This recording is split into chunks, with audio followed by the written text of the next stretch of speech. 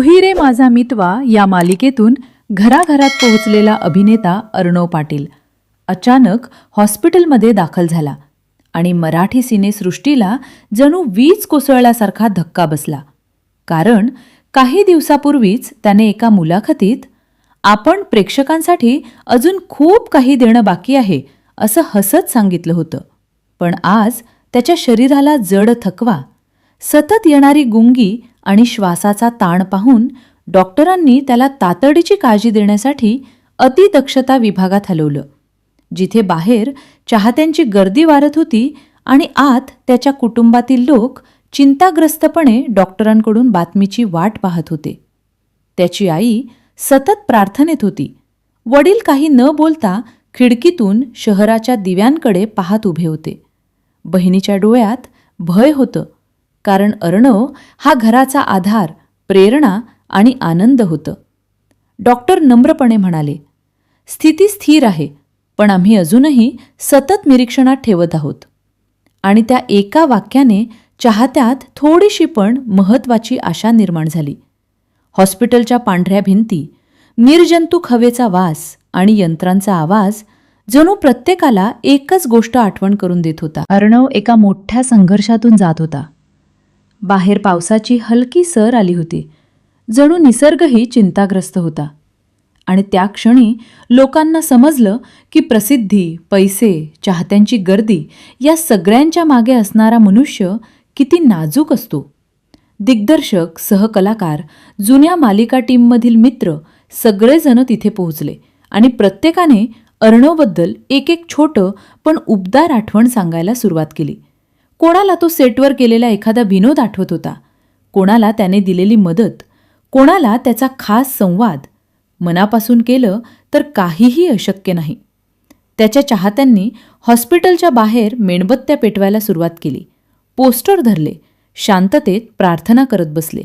कारण अर्णव हा केवळ अभिनेता नव्हता, तो लोकांच्या दुःखाला दिलासा देणारा चेहरा होता. रात्री उशिरा अचानक डॉक्टर पुन्हा बाहेर आले आणि म्हणाले, स्थिती सुधारण्याचे संकेत दिसत आहेत. आणि त्या एका क्षणी गर्दीत आनंदाचा श्वास पसरला. लोकांनी टाळ्या वाजवल्या नाहीत, कारण तो प्रसंग संवेदनशील होता, पण त्यांच्या चेहऱ्यावर अनेक दिवसांनी थोडे हसू उमटलं. आत अर्णव हळूहळू शुद्धीवर येत होता. यंत्रांचा आवाज पूर्वीपेक्षा शांत वाटू लागला होता आणि त्याने हलकेच डोळे उघडताच त्याच्या आईचा हात त्याच्या हातात येऊन ठेवला. गेला त्या एका स्पर्शात अर्णवला जाणवलं की हा संघर्ष केवळ त्याचा नव्हता, तर त्याच्यावर प्रेम करणाऱ्या सगळ्यांचा होता. डॉक्टरांनी त्याला फार बोलू नको सांगितलं, पण त्याने क्षीण आवाजात एकच वाक्य उच्चारलं, मी अजून संपलो नाही. हे ऐकून त्याच्या बहिणीच्या डोळ्यातला भीतीचा थरथरता चमक हळूहळू आशेच्या प्रकाशात बदलला. पुढील 3 दिवस अर्णव हळूहळू सुधारत होता. त्याने हॉस्पिटलच्या खिडकीतून बाहेर पाहिलं तेव्हा त्याला दिसलं की चाहत्यांपैकी काही अजूनही तिथेच उभे होते. काही दिवस रात्र पोस्टर घेऊन उभे असलेले लोक, काही कॉलेज तरुण मुली, काही वृद्ध मंडळी. आणि त्याला जाणवलं की कलाकाराचं आयुष्य फक्त कॅमेऱ्याच्या दिव्यांमध्ये नसतं, ते हजारो हृदयांच्या धडधडीतही असतं. चॅनेल्सवर सतत अर्णवची प्रकृती सुधारते अशी बातमी सुरू झाली. सोशल मीडियावर सकारात्मक संदेशांचा पाऊस पडत होता. त्याच्या एका जुन्या सहकलाकाराने लिहिलं, तुही रे माझा मितवा, तुझा प्रकाश अजून मंदावू शकत नाही. आणि ते वाचून हॉस्पिटलच्या खोलीत शांतपणे पडून असलेल्या अर्णवच्या डोळ्यात कृतज्ञतेची ओल आली. सुधारलेल्या आरोग्यानंतर डॉक्टरांनी त्याला काही आठवड्यांचा विश्रांतीचा सल्ला दिला आणि अर्णवनेही ठरवलं की आता कामासोबत स्वतःची काळजी घेणंही तितकंच महत्त्वाचं आहे. हॉस्पिटलमधून बाहेर पडताना चाहत्यांनी सौम्यपणे टाळ्या वाजवल्या.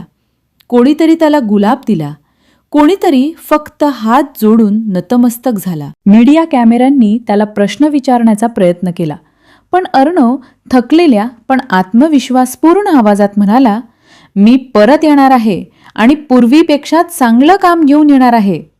त्या दिवशी संपूर्ण मराठी सिनेसृष्टीने एकच श्वास घेतला, हलकासा, दिलासा देणारा. आणि त्या क्षणी एक गोष्ट सगळ्यांना स्पष्ट झाली. अभिनेता असला तरी तो माणूस आहे, पण मनुष्याच्या धैर्याचा प्रकाश कोणत्याही अंधारापेक्षा जास्त तेज असतो.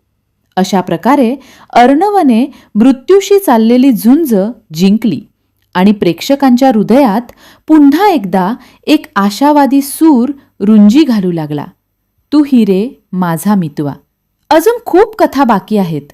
जर तुम्हाला असेच नवनवीन व्हिडिओ हवे असतील तर गुन्हेगारी गोष्टी मराठी या चॅनलला लाईक, शेअर आणि सबस्क्राईब करायला विसरू नका.